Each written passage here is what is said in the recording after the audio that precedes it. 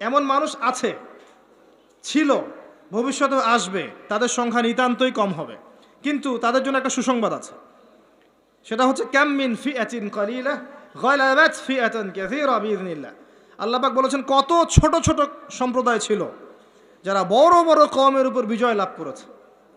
আগামীতে যখন ইসলামের বিজয় হবে সারা বিশ্বব্যাপী, তখন দেখবেন মুসলিমদের সংখ্যা খুব কম থাকবে। আল্লাহ পাক সব গরু ছাগলগুলোকে শেষ করে ফেলবেন। কিভাবে? এই যে মহামারী দিয়ে শেষ করতে পারেন, অথবা দেখবেন এই যে জালেমের শাসন দিয়ে শেষ করতে পারেন, দেখবেন মুসলিমদের মধ্যে ক্রন্দন লাগিয়ে শেষ করতে পারেন, বা যখন আল্লাহ এবং তার রাসূলকে ভুলে যাবে বহিঃশত্রুদেরকে চাপিয়ে দিয়ে আল্লাহ পাক শেষ করে দিতে পারেন। আল কোরআনের আলো ঘরে ঘরে জ্বালতে হবে, শুধু স্লোগান দিয়ে নয়, চর্চার মাধ্যমে। কোরআনের আলো ঘরে ঘরে এমনি এমনি জ্বলবে না, প্রত্যেক ঘরে ঘরে আগে কোরআনওয়ালা মানুষ তৈরি করেন। এটা খুব কমন একটা প্রশ্ন। যুলকারনাইন আলাইহিস সালামের ঘটনা সূরা কাহফে আছে, খুব কমন প্রশ্ন, সবাই মোটামুটি জানে যারা একবার কোরআন ঘাটাঘাটি করে দেখেছে। কিন্তু আমাদের বেশিরভাগ মানুষ দেখবেন বলতে পারবে না। তাহলে কোরআনের আলো কি ঘরে ঘরে জ্বলেছে? স্লোগান দিয়ে জ্বলবে? স্লোগান দিয়ে জ্বললে নবী সাল্লাল্লাহু আলাইহি ওয়াসাল্লামকে এত মার খেতে হতো না। তার সাথে জিবরাইল আলাইহিস সালাম ছিলেন।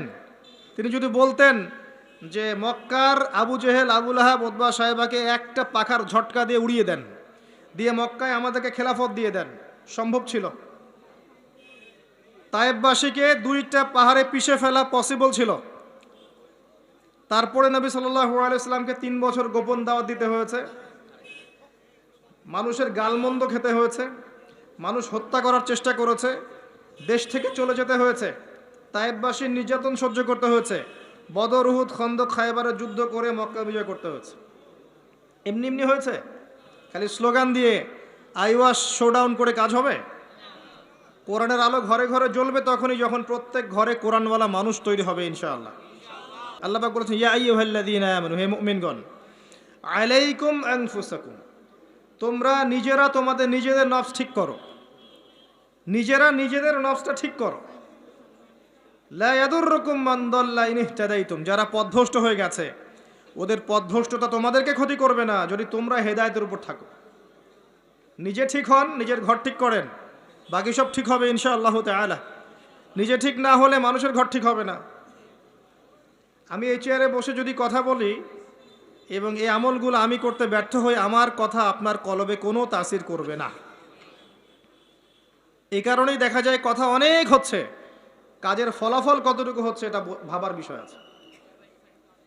তো যাদের কথা অনুযায়ী কাজে মিল আছে এবং আত্মশুদ্ধি আছে, এই মানুষদের কথায় মানুষের কলবে তাসির হবে ইনশাআল্লাহ তাআলা। আমরা দোয়া করে আল্লাহ পাক এমন মানুষকে বেশি বেশি এই সব জায়গায় নিয়ে আসুন যাদের মধ্য দিয়ে সমাজ সংস্কার হবে এবং যারা নিজেরাও আত্মশুদ্ধি অর্জন করতে পারবে ইনশাআল্লাহ। কোরআনের আলো ঘরে ঘরে জ্বলবে ইনশাআল্লাহ যদি আপনারা প্রত্যেক ঘরে ঘরে কোরআনওয়ালা মানুষ তৈরি করেন। একটা সন্তানকে হাফেজ বানাতে পারবেন না? একটা মেয়েকে হাফেজা বানানো যায় না? বাসায় একজন সন্তানকে আলেম বানানো যায় না? আমরা কি এই পৃথিবীতে এসেছি খালি খাওয়া, ভোগবিলাস, পাশবিক জীবনযাপন করতে, নাকি আমাদের একটা জীবনের উদ্দেশ্য আছে? আমাদের মুসলিমদের জীবনের উদ্দেশ্য কি বলেন তো? আমাদের জীবনের উদ্দেশ্য কি?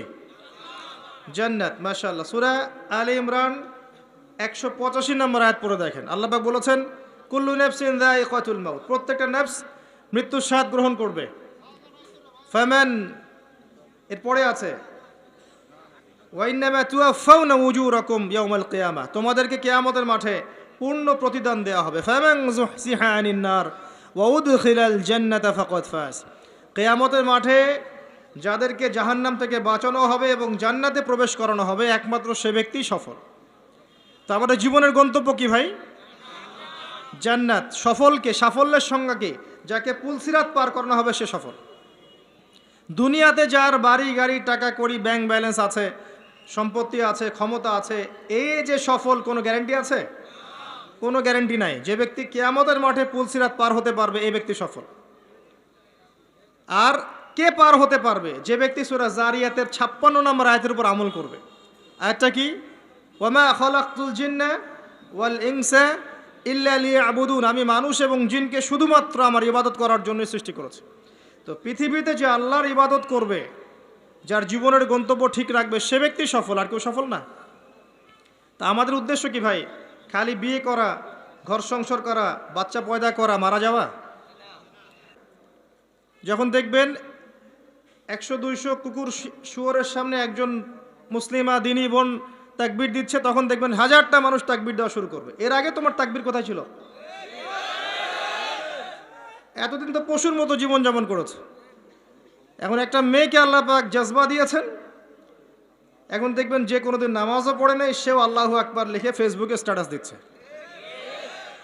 তোমার আল্লাহু আকবারের কিছু যায় আসে না। আল্লাহু আকবার দেওয়ার মানুষ আল্লাহ পাক তৈরি করবেন ইনশাআল্লাহ। আর আল্লাহ পাকের গরু ছাগলের প্রয়োজন নাই, আনআমের প্রয়োজন নাই। লাহুম কুলুবুন লা ইয়াফকাহুনা বিহা, আছে না? ওয়া লাহুম আযানুন লা ইয়াসমাউনা বিহা ওয়া লাহুম আ'য়ুনুন লা ইউবসিরুনা বিহা উলাইকা কাল আনআম। এই আনআমদের আল্লাহর কোনো প্রয়োজন নাই। আল্লাহ পাক তার দিনকে বিজয় করার জন্য আল্লাহর মুখলেস বান্দা তৈরি করবেন ইনশাআল্লাহ। একজন সরে যাবে, 10 জন আসবে, 10 জন সরে যাবে, 100 জন আসবে। ছেলে থাকবে না, মেয়ে আসবে। এই প্রজন্ম থাকবে না, নতুন প্রজন্ম আসবে।